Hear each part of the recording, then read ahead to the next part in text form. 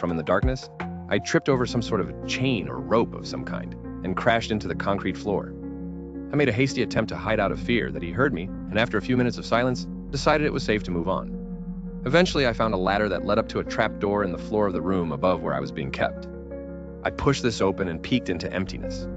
Since he was nowhere to be seen, I darted through the closest door and burst out into a leaping sprint. I had no idea where I was going or if I was even being pursued, but I kept running. I ran for what felt like ages, but eventually found a country road where I hid in a ditch until morning. I was picked up the morning of the 22nd of March by an elderly couple on their way to church.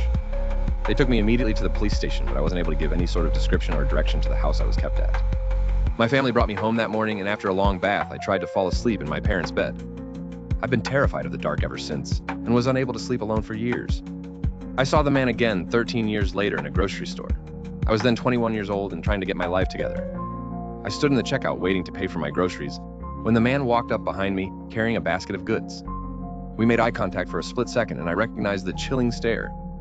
As I walked away, I dialed 911 to report that I had spotted the man, but the police were too late in arriving. The man had paid in cash, and there was no way of knowing what his identity was.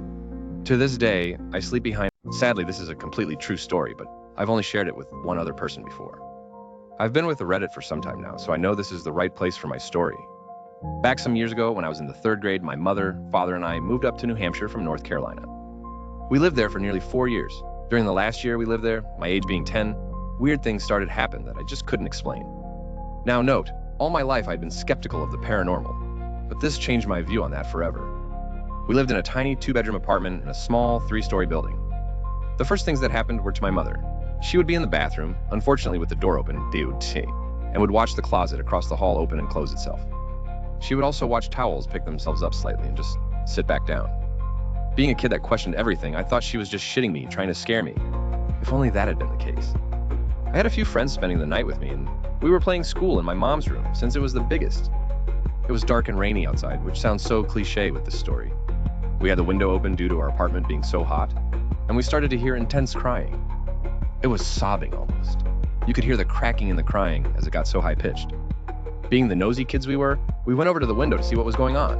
I wish we hadn't gone over to that window. We saw what appeared to be a woman with long black hair, standing in the very middle of the road, right in front of our building. She had this long black dress and was standing under a huge black umbrella. The crying just stopped. She snapped her head back and had the most devilish grin on her face you could imagine. She winked, and it was almost like she had been hit by a car, because her spine snapped in the most unnatural position, backwards and sideways all at once. She disappeared, went up into smoke, so to speak.